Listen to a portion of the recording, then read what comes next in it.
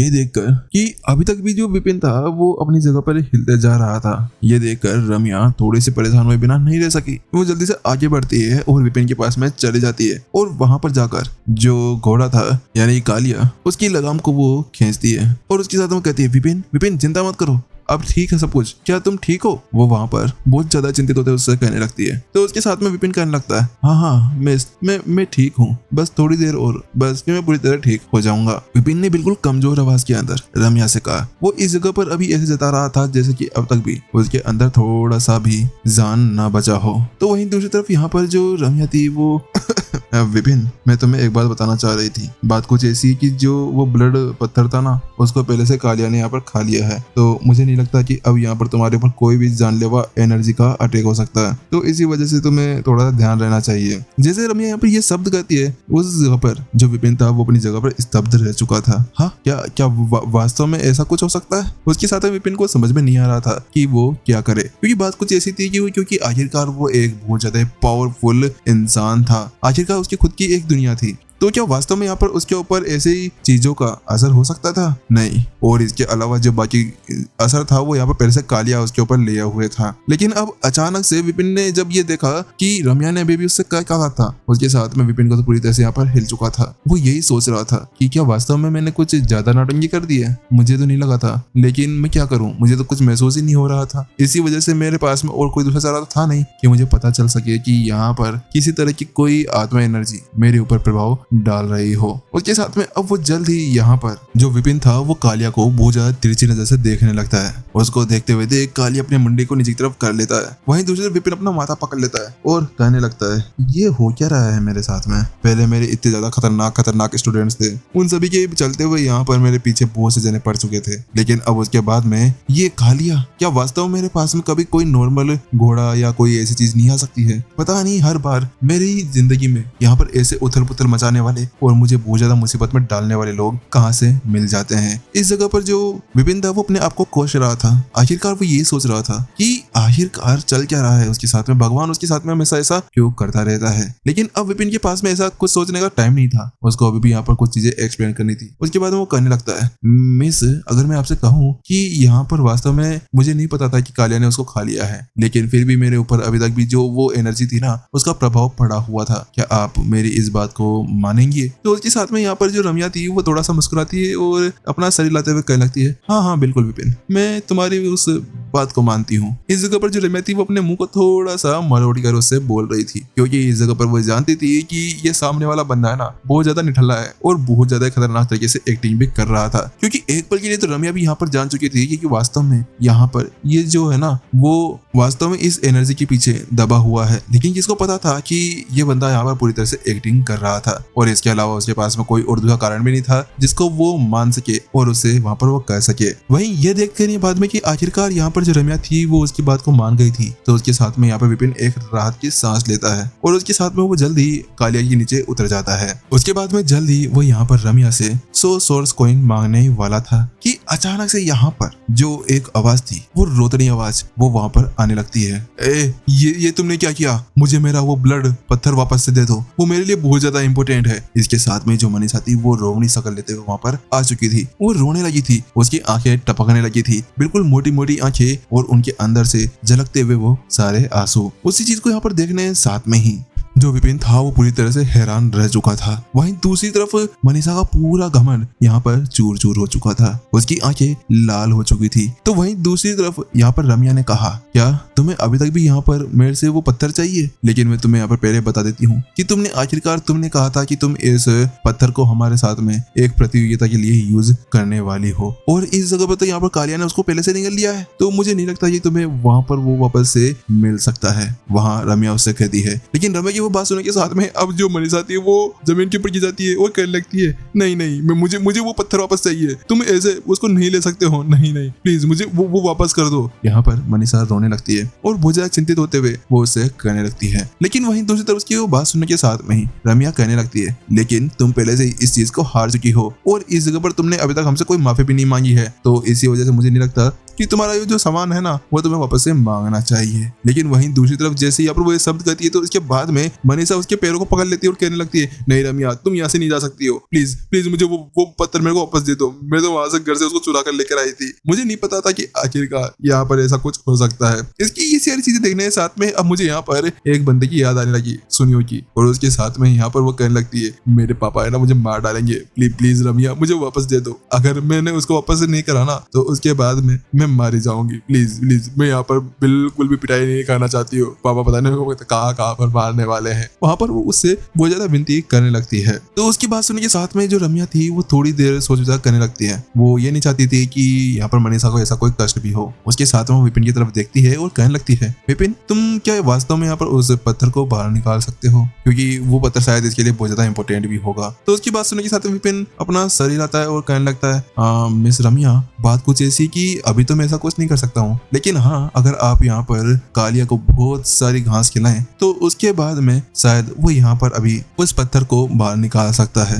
लेकिन जैसे यहाँ पर वो ये शब्द कहते हैं तो उसके साथ में रम्या का मुंह पूरी तरह से मुड़ जाता है और वो मनीषा को देखने लगती है। तो मनीषा कहने लगती है, नहीं मैं नहीं करूंगी ऐसा कुछ। अब तो मेरे से ये मत कहना कि मैं यहाँ पर उसकी उस चीज के अंदर से अपना हाथ डालकर उस पत्थर को बाहर निकालूंगी। यहाँ पर मनीषा रोने लगती है। वो वहां पर बहुत ज्यादा घिन आ रही थी, क्योंकि वास्तव में इस जगह पर विपिन की जो आइडिया थी ना वो ये थी कि उसकी पट्टी के अंदर से उसके उस स्टोन को बाहर निकालने की। लेकिन वहीं दूसरी तरफ मनीषा को ऐसा रोते हुए देखकर रम्या कहने लगती है, अरे ठीक है, मुझे पता है कि मोहतरमा तुम यहाँ पर ऐसा तो मानने वाली हो नहीं। ठीक है, तुम एक काम करो कि अभी तो हम लोग अंदर चलते हैं और मैं यहाँ पर जब भी वो कालिया उस पत्थर को बाहर निकालेगा तो उसके साथ में मैं अपने नौकरों को बोल दूंगी, वो तुम्हारे लिए उस पत्थर को बाहर निकाल कर ले आएगा। शायद उसको बाहर लाने के साथ में तुम्हें शायद यहाँ कुछ टुकड़े भी मिल सकते हैं। उसके साथ में वो कहने लगती है, अगर तुम्हें वो पत्थर वापस चाहिए तो फिर तुम्हें यहाँ पर जल्दी से हमसे माफी मांगनी होगी जो तुमने हमसे यहाँ पर शर्त लगाई थी। उसकी बात सुनने के साथ में जो मनीषा थी वो अपना सर नीचे कर लेती है। लेकिन रम्या कहने लगती है,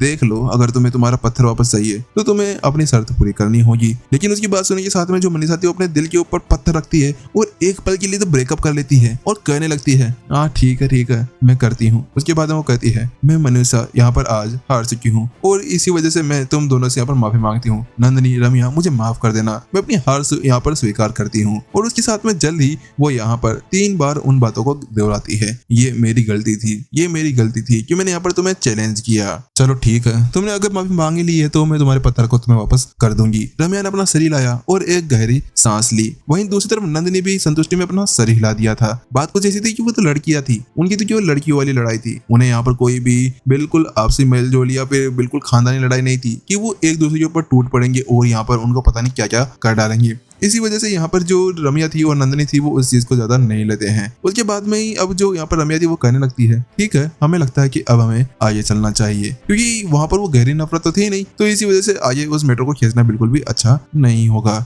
उसके साथ में रम्या, नंदिनी, हर्षित और मनीषा वो अंदर की तरफ जाने लगते हैं। लेकिन वहीं दूसरी तरफ रम्या जब अंदर जा ही रही थी कि अचानक से वो अपनी जगह पर रुक जाती है और पीछे मुड़ते हुए कहने लगती है, विपिन क्या तुम मेरे साथ में चलना चाहोगे? उसके साथ में यहाँ पर जो विपिन था वो अपना शरीर लाता है, वो कहना था ठीक है मिस, और उसके बाद वो उसी साथ में अंदर की तरफ चला जाता है। लेकिन वहीं दूसरी तरफ जब वो अंदर की तरफ जाता है तो राघव वहीं पर उसको देखते रह जाता है। उसके साथ में वो यहाँ पर ये सोच रहा था कि क्या वास्तव में उसका यहाँ पर पत्ता कट गया है। अरे भगवान, आखिरकार मेरे साथ में ऐसा कैसे क्या हो सकता है? मैंने किसी का क्या बिगाड़ा है? मैं तो विपिन को लेकर आया था, लेकिन विपिन ने तो अपनी थाली के अंदर इतना बड़ा होल कर दिया है कि उस थाली के अंदर तो मैं अब यहाँ पर कुछ भी डाल नहीं सकता हूँ। आखिरकार मैं क्यों यहाँ पर इसको लेकर आया था? अब तो विपिन तो उसका फेवरेट बन चुका है, अगर मिस रम्या उसको रखना चाहे तो वो उसको रख सकती है। वहीं दूसरी तरफ विपिन जल्द ही आगे बढ़ जाता है और वो कहता है, आपका धन्यवाद मिस रम्या, आपने वास्तव मेरे ऊपर एक उपकार कर दिया, मैं तो कभी इस अकेडमी को अंदर से देख भी नहीं पाती है। तो उसके साथ में यहाँ पर रम्या भी अपना शरीर ला देती है और वो जल्द ही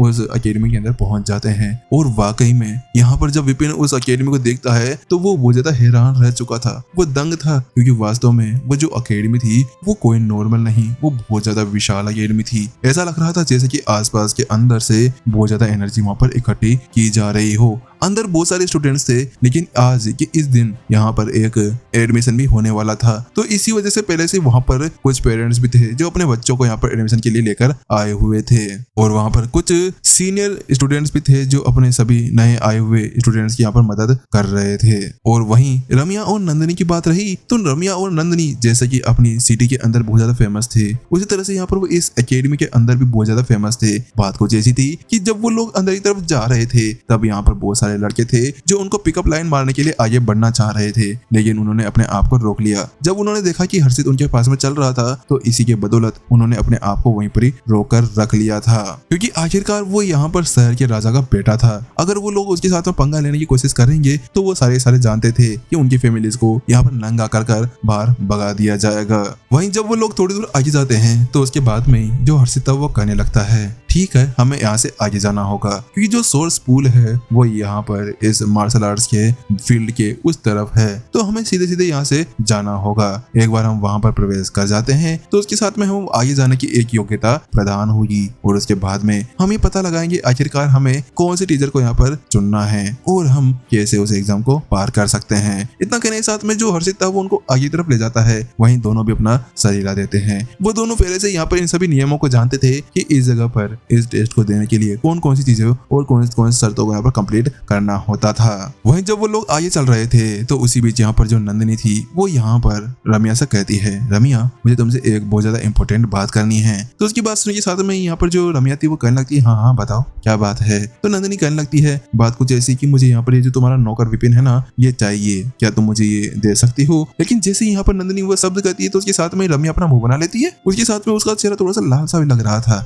लेकिन वहीं दूसरी तरफ वो कहती है, नहीं मैं तुम्हें से यहाँ पर इसको फ्री में नहीं ले रही हूँ, मैं तुम्हें इसके लिए कम से कम 1000 सोर्स सिक्के देने वाली हूँ, क्या तुम मुझे इसको बेचना चाहोगी। लेकिन जैसे नंदिनी ये शब्द कहती है तो उसके साथ में रम्या कहती है, नहीं बिल्कुल नहीं, ये कोई बिकाऊ नहीं है, ये हमारे खानदान का एक इकलौता नौकर है जिसके पास में एक बीस्ट टेमिंग की ट्रेनिंग भी है और एक ऐसी विशेषता होने के साथ में मैं इसको बेच नहीं सकती हूँ। रम्या उससे कहने लगती है, लेकिन यहाँ पर नंदिनी बार बार उसको मनाने की बात कर रही थी। वो अपनी बहुत ज्यादा प्यारी प्यारी आंखों को उसको दिखा रही थी, लेकिन रम्या उसको बेचने के लिए बिल्कुल भी तैयार नहीं थी। वहीं दूसरी तरफ जब यहाँ पर वो लोग आगे तरफ बढ़ रहे थे, वहीं तुषार और राघव दोनों भी कालिया के पास में खड़े हुए थे। वहीं यहाँ पर जो तुषार था वो कहने लगता है, मास्टर राघव ये क्या हो रहा है आपके साथ में, आप तो यहाँ पर नंदिनी मैडम के बहुत ज्यादा फेवरेट थे, लेकिन देखिए ना यहाँ पर जो रम्या मैडम है वो विपिन को आगे तरफ लेकर चले गई हैं। मुझे ऐसा लगता है कि आपको जरूर कुछ ना कुछ करना चाहिए। तो वहीं दूसरी तरफ राघव जब उसकी वो बात सुनता है तो उसके साथ में उसका भी दिल यहाँ पर बहुत ज्यादा ही टूट जाता है।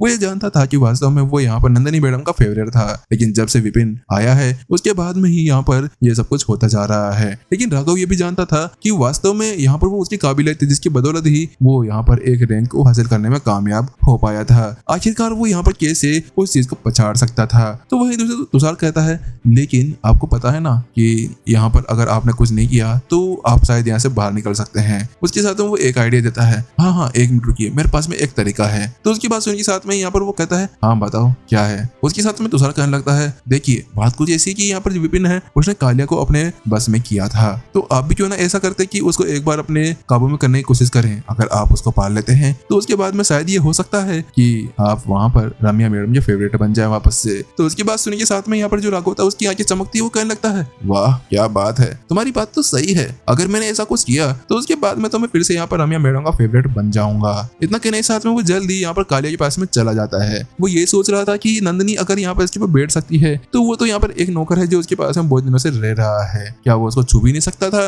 इतना कहने के साथ में वो जल्दी आगे बढ़ जाता है और उसके बाद में वो कालिया के ऊपर हाथ रखता है। वो यहाँ पर डर तो रहा था, लेकिन डरते कांपते हुए वो कालिया के ऊपर हाथ रख चुका था। वो जैसे उसके ऊपर हाथ रखता है तो उसके साथ में वो एक पल के लिए राहत की सांस लेता है, क्योंकि कालिया यहाँ पर कोई भी प्रतिक्रिया नहीं दे रहा था। उसके साथ में वो कहता है, आखिरकार यहाँ पर कालिया मेरी बात मानने के लिए रेडी हो चुका है। मुझे लगता है कि अब मैं आराम से कालिया को अपने कंट्रोल के अंदर ले सकता हूँ। जब वो इसी बारे में कह रहा था कि इसी बीच अचानक से यहाँ पर कुछ होता है। वो यहाँ पर देखता है कि कालिया उसको देख रहा था। वहीं कालिया ऐसा लग रहा था जैसे कि यहाँ पर एक बहुत ज्यादा नीच, बहुत ज्यादा बेशरम इंसान ने उसको छूकर अपवित्र कर दिया हो, जिसकी वजह से जो कालिया था उसकी आंखों से बहुत ज्यादा बूंद बूंद कर आंसू बहने लगते हैं और वो यहाँ पर जोर से अपनी टांगों को ऊपर उछालता है और कहता है मैं, और इतना कहने के साथ में ही वो वहां से भागने लगता है और एक दीवार की तरफ जाने लगता है। उसको आगे जाते हुए देखकर राघव कहता है कालिया रुको, लेकिन जिससे पहले कि वो वहां पर कुछ कर पाता उससे पहले ही एक जोरदार धमाका होता है। कालिया पहले से ही अपने सामने एक दीवार के सामने जाकर टकरा चुका था, वहां पर एक गड्ढा हो चुका था, लेकिन उस गड्ढे से विपरीत जो कालिया था उसके सर से बह बह कर खून निकलने लगा था। उसका सर पहले से यहाँ पर मुड़ चुका था और उसकी आंखें बाहर निकल चुकी थी। वहां पर उसकी सांसें रुक चुकी थी और उसकी सांसों को रुकते हुए देखकर राघव का भी यही हाल था। राघव की भी सांसें रुक गई थी। राघव को समझ में नहीं आ रहा था कि अभी अभी उसके साथ में क्या हुआ। ये क्या हुआ आखिरकार, ये कैसे क्या हो गया। यहाँ पर राघव अपने आप को समझाने की कोशिश करने लगता है कि अभी अभी उसके सामने क्या चल रहा था और क्या हो गया है, ये कैसे हो सकता है। अगर विपिन छुए तो कुछ नहीं, नंदिनी छुए तो कुछ नहीं, रम्या छुए तो कुछ नहीं, लेकिन मैं छूं तो क्या वास्तव में यहाँ पर एक घोड़ा इतना ज्यादा दूषित हो गया कि इसने अपनी आप को जान दे दिया। हे भगवान, ये क्या हो गया मेरे से यहाँ पर बहुत ज्यादा घोर अनर्थ हो गया है। लेकिन अब इस घोर अनर्थ में यहाँ पर क्या खाटा डालूं, क्योंकि अब तो यहाँ पर जो रम्या मैडम है मुझे छोड़ने वाली बिल्कुल भी नहीं है। आखिरकार ये चल क्या रहा है मेरे साथ में। लेकिन अचानक से उसकी निगाहें यहाँ पर तुषार को ऊपर गिरती है। तो तुषार अपनी अंगुलियों को cut cut cut cut cut cut cut करते हुए यहाँ पर अपने जो नाखून थे उसको चबा रहा था। वही उसको देखते हुए यहाँ पर राघव कहता है तुषार